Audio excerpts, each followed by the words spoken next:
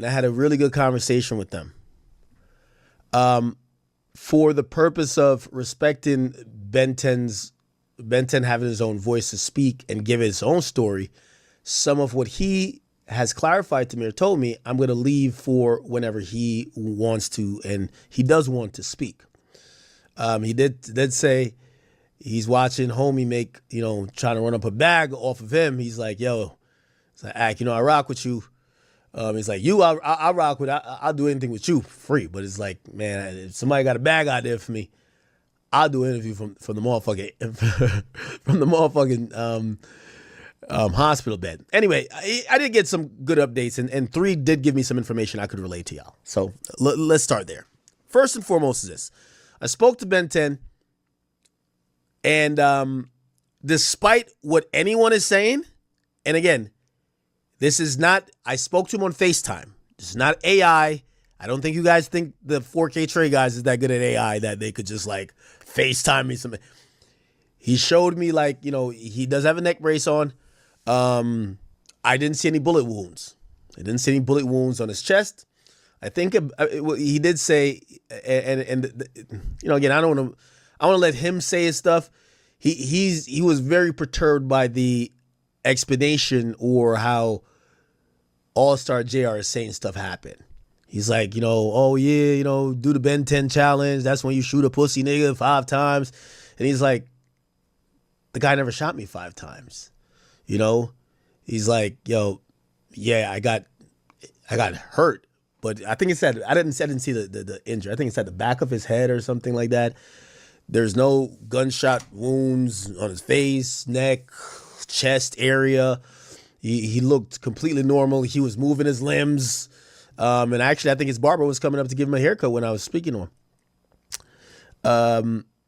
Yeah, so, obviously, he has his own other story to tell about that. I'm going to leave that for him to speak whenever he wants to speak.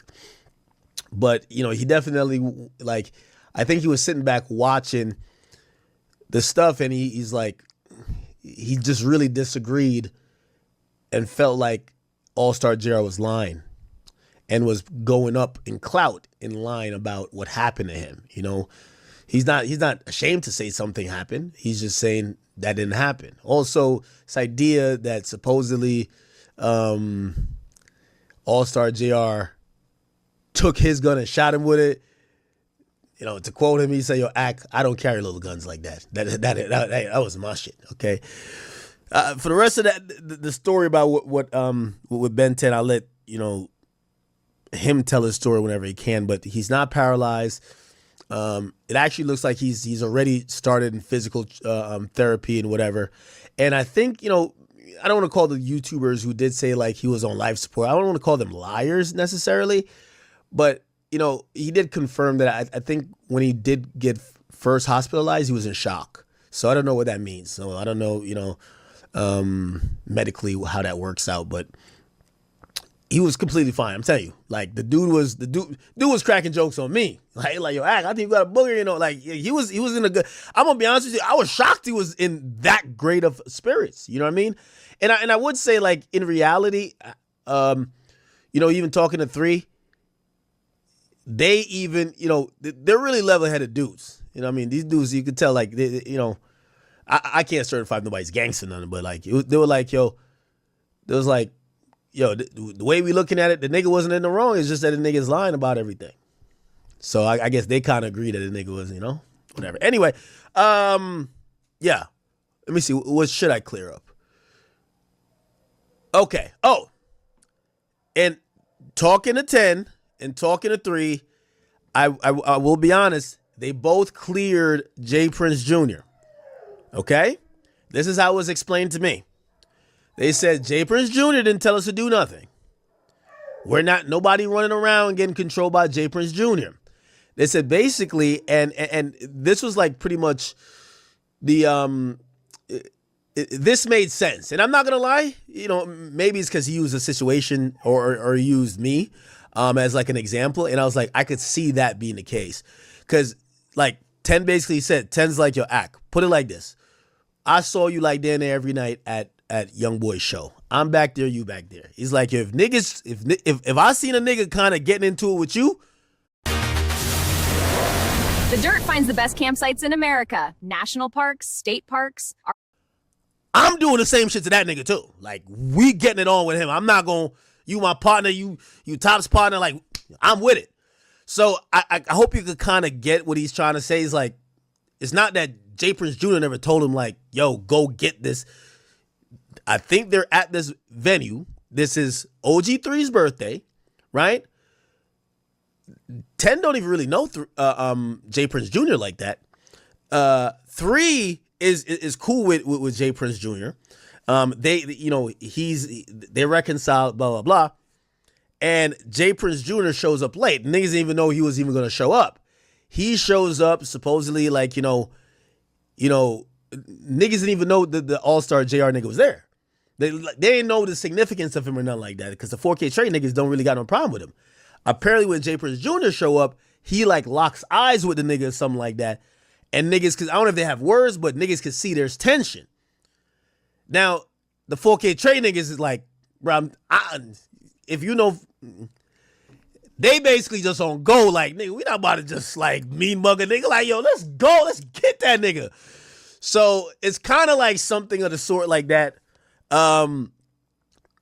Obviously, a fucked up situation in a lot of sense. I talked to 3 people who saying that 3 left.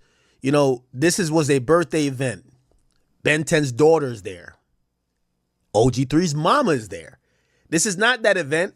You know what I mean? It's not that event to be doing all of these things. You know what I mean? And I ain't gonna lie to you, like, truth be told, like, even 3 said, 3 was like, yo, 10 kind of apologized to me for even getting on that type of time, because it shouldn't have been that. You know what I mean? Like, it's a birthday party. You got a family around, this and third. And, we had conversations about shit like that. So, and the idea of 3 leaving or running and leaving Ben 10, straight up he tells me, he's like, yo, bro, clearly that's not true.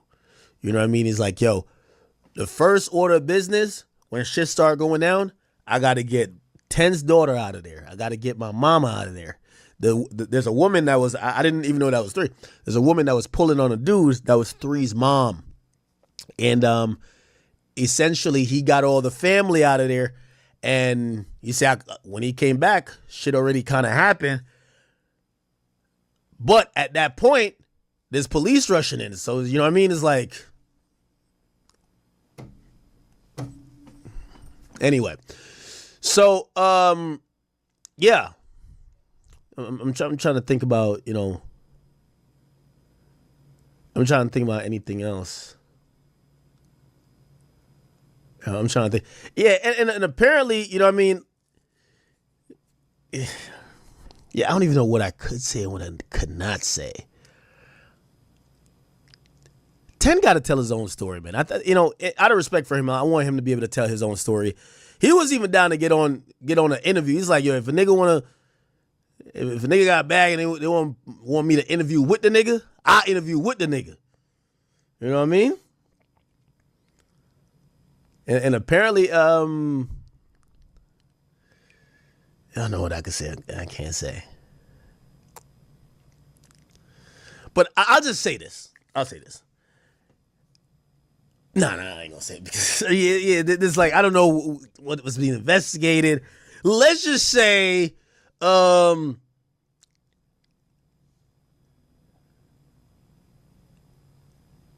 just say that supposedly, from what I'm hearing, there was a confiscation of certain shit before, and niggas still was doing the most afterwards, and then that's what happened. But apparently, some shit got confiscated, and I think they kind of, they kept it real. They're like, yo, listen, I don't lie, niggas did a lot, and somehow it turned out in homie's favor, with him finding a shot. But in reality, both of them are fine. Okay, Ron, he's fine. 10, he's fine. And 10 did say, after watching, that's why he called me after watching the Dogface interview. And I think Dogface said he got like some strategy from, what's the guy named King AK-47? Basically 10 agreed and said, I wish I didn't say nothing, because when everyone was going with the like, oh, he died, like he said he was watching and shit, like what the fuck? Like so he's never been as hurt as people said. Like everybody who said he was on life support was lying. But he he agreed that he kind of got baited to kind of post the videos of him in the hospital to kind of like show that niggas was lying. But like I guess he's looking at it from like a monetary perspective or whatever. He's like, yo man, I should just let them niggas think whatever. But where Dogface had said, yo, we said so and so happened, that he was gonna prove that it didn't happen, and now we could find out his real status.